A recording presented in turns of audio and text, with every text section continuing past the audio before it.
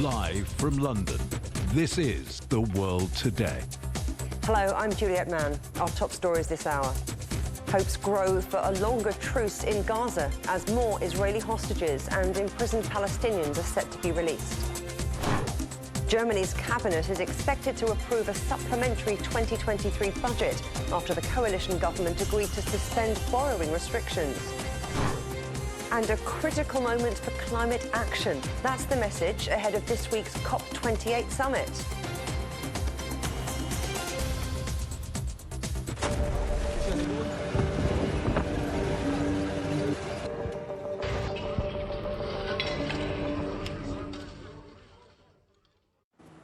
International efforts are intensifying to extend the current four-day pause in fighting in Gaza, which is due to expire at midnight local time. Israel says it is open to continue the truce if the Palestinian armed group Hamas agrees to release an additional 50 hostages. A fourth handover is expected soon as part of the original agreement. So far, 39 Israeli hostages in Gaza have been freed and 117 Palestinians released from Israeli jails. Well, our correspondent Noor Harazin is in Gaza for us. Noor, what more have we heard from Hamas about extending this truce?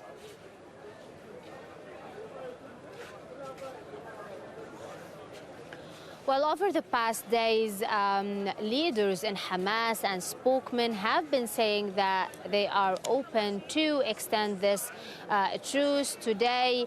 Also, the same thing from several leaders in Hamas, statements on social media and to TV channels. The same thing we are hearing from the Israeli side. They are open to extend this truce. Israel said that they will extend every day for 10 hostages to be released from Hamas side.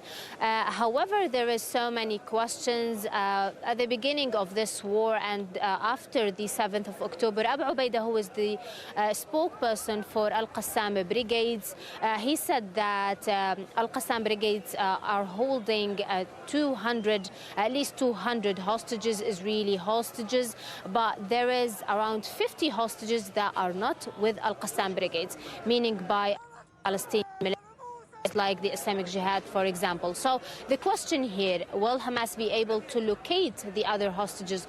Does Hamas have more hostages, civilians? But at the same time, there is intensive negotiations, of course, Qatari and Egyptian and by the United States also brokered negotiations between Israel and Hamas. And for now, we are waiting. We're waiting to see what will happen in the upcoming hours, especially now, while actually we are speaking, Hamas is getting ready to deliver a number of Israeli hostages. They spoke about 9 children and 2 elderly women. No, we've seen celebrations in the West Bank as Palestinian prisoners return, but there have also been some arrests by the Israeli authorities, haven't there? Tell us a little bit more about that.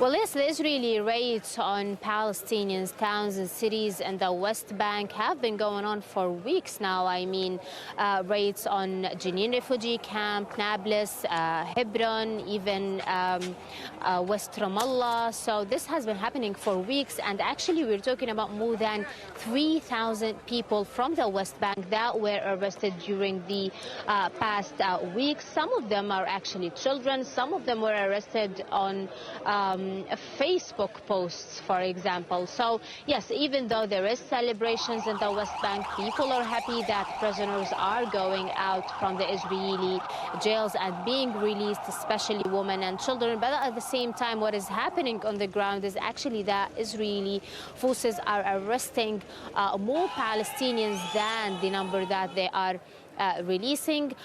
For now, Palestinians here on the ground are hopeful. They are optimistic, especially that there is an international community pressure on both sides, on Hamas and Israel, and especially that both Hamas and Israel are committed and they want a truce. Okay, Noor Harazin in Gaza, thank you. We look forward to hearing more from you when we've got more information about those hostage releases. Thank you. Well, let's get the view now from Israel. Our correspondent Sarah Coates is in Tel Aviv. Sarah, so a fourth handover of Israeli hostages in exchange for some Palestinian prisoners. It's going to happen soon. What are we expecting? Hello there, Juliet. Well, look, it is supposed to be happening right now, 4 p.m. local time, but at this hour, we do not know when or even if this last batch of hostages will be handed over by Hamas to Israel. Now, there are a number of issues that are of contention right now. We're hearing on the Israeli side, it believes that Hamas has broken this deal by not releasing family members together, while Hamas says that Israel has actually also breached this deal. It says that on this list of prisoners that it received last night, there are 6 prisoners, Palestinian prisoners, who are inside Israeli jails that should have been on that list but are not. So look, right now we do know that Qatar is working to try and smooth things over so this final hostage deal release can go ahead. We've actually just heard from the Prime Minister's office. It put out a statement saying that negotiations over this are continuing. It says we are aware of the tension in the families and will release additional information when possible. But look, you can only imagine the tension, the worry that these families are feeling. Firstly, getting notice that their loved ones are being released in just a matter of hours, and then all of that could potentially come crashing down. So people here are really waiting to see whether this will happen and hoping that these last batch of hostages, which were agreed upon in this deal, will actually be freed by Hamas a little later. Well, of course, Sarah, you talk about this being the last batch, but maybe we could talk a little bit about these international calls to extend the truce, which Israel has said it might be open to if further hostages are released. Well, certainly, look, Israel has come out to say that it is willing to extend this ceasefire, but on a day-by-day basis, not a 4-day block like is being proposed by Hamas. Now, we also just heard from an Israeli government spokesperson. He came out to say that Hamas is on notice. That option for extension is open. He said, we want to receive another additional hostage, 50 additional hostages, I should say, beyond tonight, on our way to bringing everyone home. He said that after that, the operation will continue with full force. But Juliet, you did mention that there's growing international pressure to extend this deal. And look, here in Israel, there's also a lot of pressure on the Netanyahu government to extend it past this original 4 days. And this is simply to bring these people home. That message has been very, very clear. The Israeli public says that it's not just the 50 people who were slated in this first initial deal that need to be brought home, but the rest of the people that are being held in Gaza. We do understand that there are still 184 people being held. We did see a report a little earlier from the Wall Street Journal. It was citing sources very close to these negotiations, saying that potentially, if this is extended, the next people that could be brought out of the Gaza Strip would be elderly men,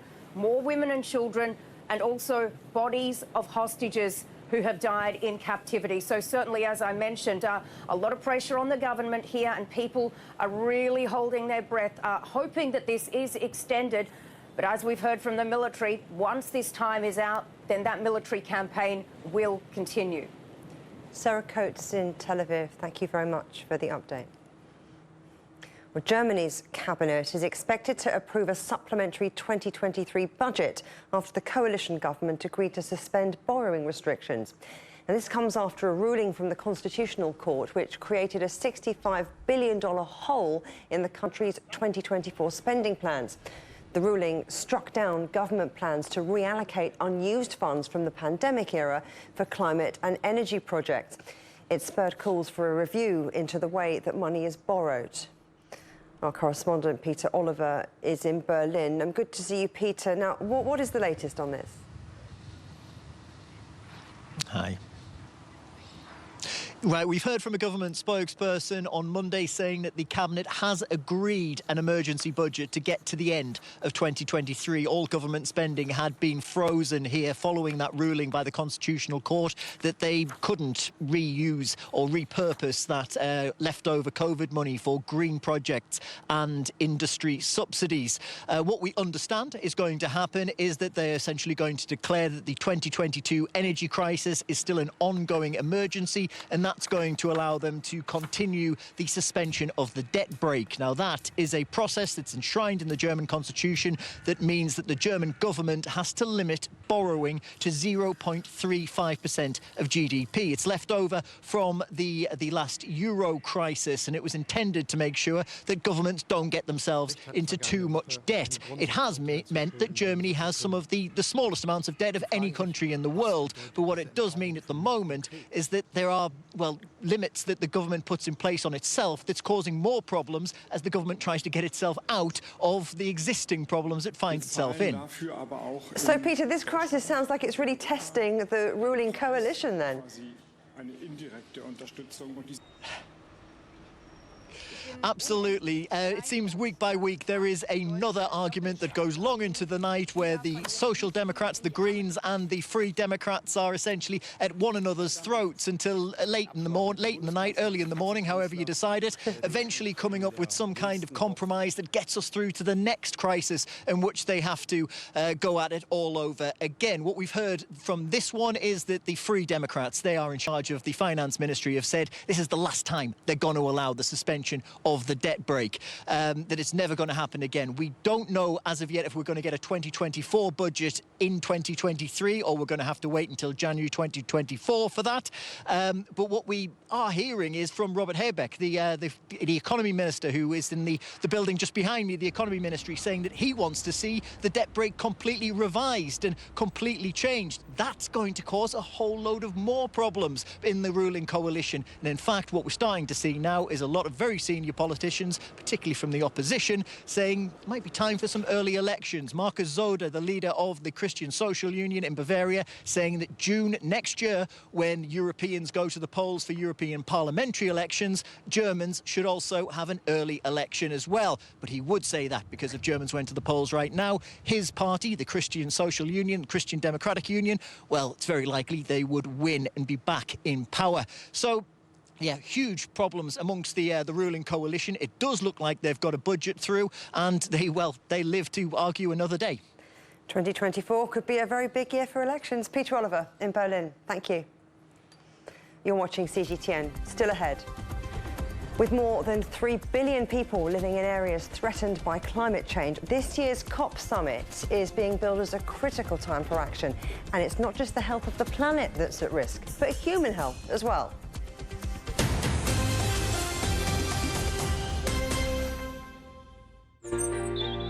Ever wondered what's the difference between a bear and a bull market?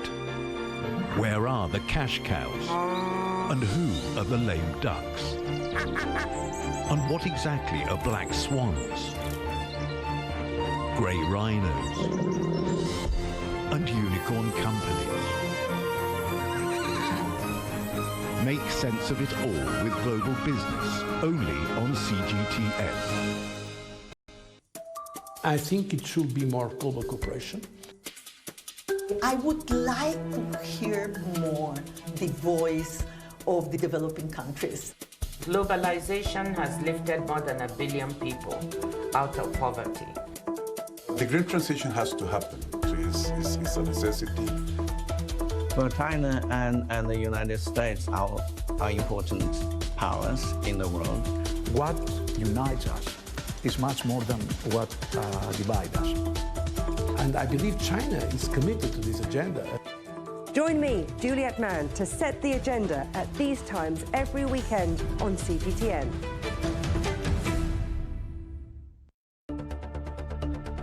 Events have consequences. Words create impact. One more offensive in a long line of battles that's been ongoing for more. Just got to be careful here with some gunshots. Excuse us, excuse us. The world today matters for your world tomorrow. The number of casualties is growing quickly. way. This is one of the hardest hit towns in the region. The World Today, every day on CGTN.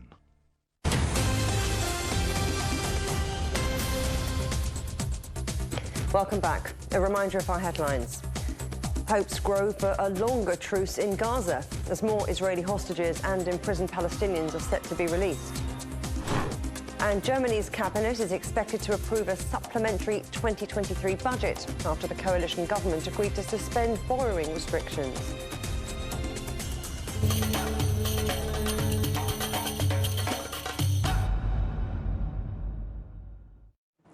A critical moment for climate action. That's how this year's COP28 climate talks are being billed. The summit starts on Thursday with the United Arab Emirates hosting what's expected to be the biggest ever annual COP gathering. The World Health Organization is also set to lead the first ever day dedicated to health at COP. That will be on December the 3rd, as decades of progress towards better health are undermined by the threat to clean air, safe drinking water and nutritious food. Well, Jimit Campbell-Lendron is the World Health Organization's team lead for climate change and health. Thanks for coming on the programme. Now, Jimit, how is climate change already harming human health and well-being? Well, thanks for having me on. And the ways in which climate change is harming human health and well-being are diverse, and they're also very serious. So even with the 1 degree centigrade increase in temperature that we've experienced so far, we're seeing more extreme heat waves around the world, and that kills tens of thousands of people. We see more extreme wildfires as land and trees dry out and as temperatures increase. That leads to peaks of air pollution, which take lives. We see conditions improving for the spread of infectious diseases transmitted by through water or by biting insects, so diseases like malaria and dengue. It's easier to spread those now in places which had not previously experienced them. And we also see the undermining of the basic environmental determinants of health. As you mentioned, the availability of clean and safe water, the availability of sufficient food, and even the habitability of some whole nations, some small island developing nations.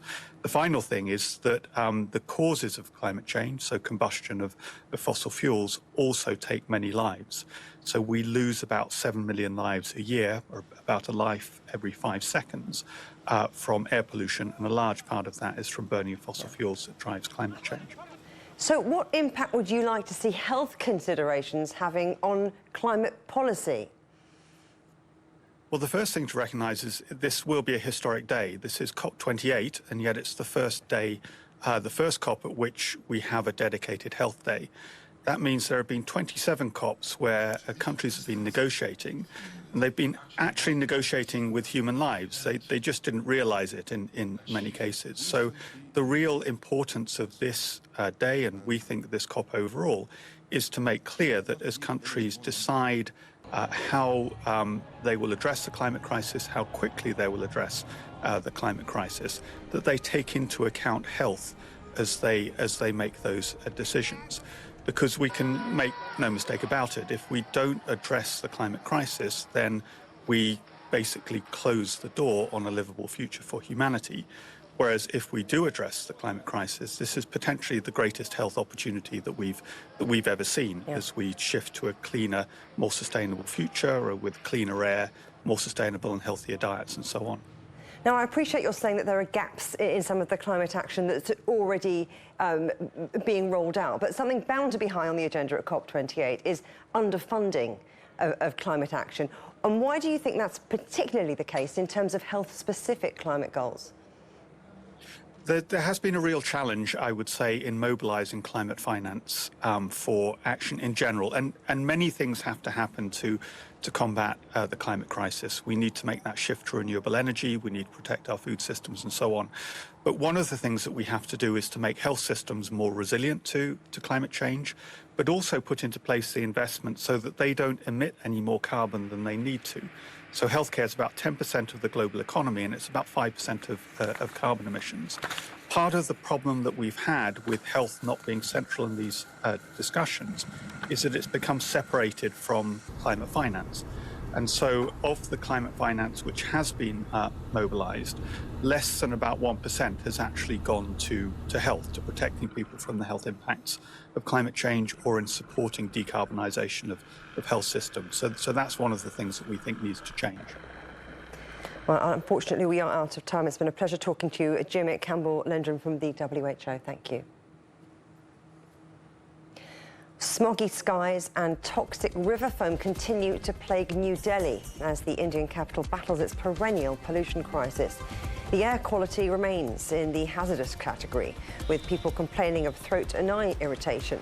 During winter, cold air traps pollutants from vehicles, construction dust and agricultural waste burning.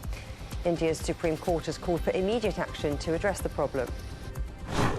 Rescuers working to free 41 construction workers trapped in a partially collapsed road tunnel in India's Himalayas are trying to find a new way to reach the men. After a heavy drill broke on Friday, rescuers continue to use handheld drills to dig through the debris. But authorities have also started tunnelling vertically from the top of the mountain. The group has been trapped since the 12th of November but are being supplied with food, water and medicine through small pipes. South Korea is reporting a build-up of soldiers and heavy weapons by the DPRK at their shared border. Seoul says armed soldiers have been seen restoring damaged guard posts. South Korea suspended a military accord with its northern neighbour after Pyongyang's launch of a spy satellite last week. On Monday, the DPRK said it would continue to exercise its sovereign rights, including through satellite launches. In China's rural areas, it's a challenge to work out how to handle wastewater while protecting the local ecology. In eastern Zhejiang province, a new sewage treatment project has been launched to help solve the problem. Our correspondent Wu Bin reports. It's a huge day for this mountainous village in East China's Zhejiang province. All the villagers are eating together to celebrate a local temple fair. It's a joyous occasion, but also means more waste. In the past, the waste could be randomly poured into rivers or ponds in the village. But a new treatment system has made the big difference. Chen showed us the tubes introduced this year for collecting wastewater. Like this one is the tube for the septic tank or bathroom. Over there are the tubes for bath water and kitchen water. The tubes are then connected to a pipeline on the ground, collecting the village's sewage and transferring it to a terminal. The terminal Chen mentions is part of a project called Watermark, initiated in 2009 by U.S. company Xylem and the China Women's Development Foundation. The terminal in this village is a new step in helping manage sewage in rural China. We found that their village sewage treatment system is relatively outdated, and we decided to make this village a pilot in Zhejiang. In May this year, our sewage site was completed. So this is the sewage collected from this village, and it's visibly dirty, and you can actually see some of the worms in it. And that is the water after treatment. And now I'll get some of the water in here to let you see the result. You can see it's quite clean. The company's representative showed us how this is done.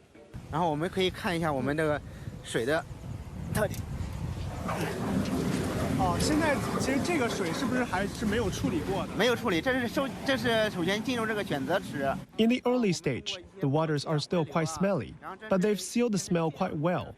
So even when you are standing on the terminal, you have no idea what's beneath your feet unless you open the cover.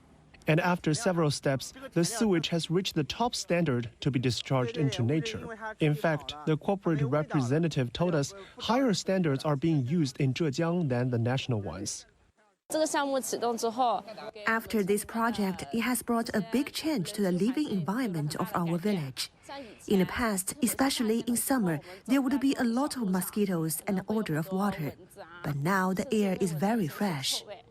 The terminal in this village has the capacity to handle over 150 tons of sewage per day, providing a clean environment for over 1,000 villagers. The Watermark project has so far provided sewage processing equipment to 5 villages, but will expand to more rural communities. Wu Bin, CGTN, Zhejiang Province. Well, it's the height of the olive harvest in Greece, but as well as extreme weather affecting crops, farmers and olive oil producers are grappling with a range of issues. CGTN's Evangelos Ipsos reports from the southern Peloponnese region.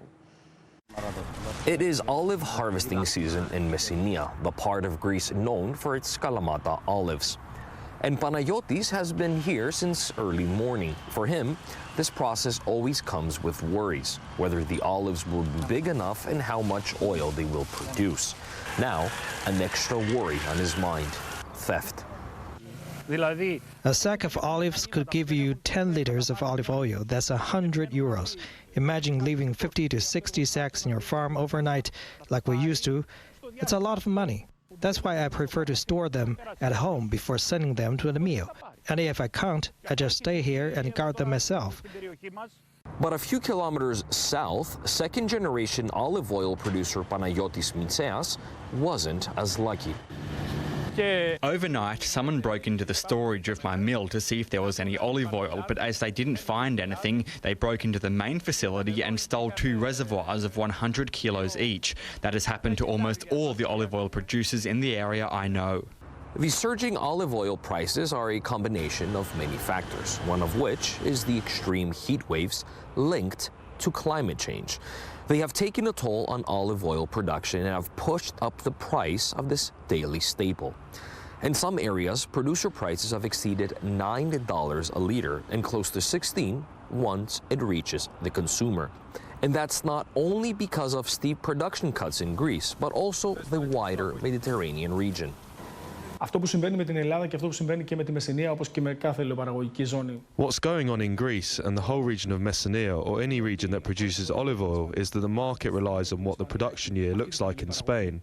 If they have decreased production, the prices go up, simply because Greece cannot cover the market Spain sells to. Therefore, the demand is high and stock is low. And this year, our production is low too. Διαπιστώνω ότι οι ποσότητες αυτές είναι ελληματικές. Extreme weather conditions in combination with the lack of product are pushing up the prices, putting a dent in our wallets and our pockets. But there's also another factor that is forcing us to pay at least 50% more than what we did a year ago, at least here in Greece: workers. It is difficult to find labor in Greece. We are currently in need of 70,000 workers, not only in the olive oil industry, but everywhere. We are forced to double the daily rate to attract them. But that then is like a domino effect. The higher the labor, the higher we will sell. While olive oil prices continue to fluctuate as the harvest season is still ongoing, the government is trying to find ways for consumers to buy at a more affordable price. They are proposing a cap with producers selling at $7 a liter. But once it's ready for consumption, the price will increase, turning liquid gold from an essential part of Greek cuisine and culture into a luxury good. Evangelos Ipsos for CGTN from Messenia. The headlines again. Hopes grow for a longer truce in Gaza as more Israeli hostages and imprisoned Palestinians are set to be released. Germany's cabinet is expected to approve a supplementary 2023 budget after the coalition government agreed to suspend borrowing restrictions. And a critical moment for climate action. That's the message ahead of this week's COP28 summit. And that's the world today. Thanks for watching. We're back with more news at the top of the hour. Coming up next, though, it's World Insight with Tian Wei. For now, from all the team here in London, goodbye.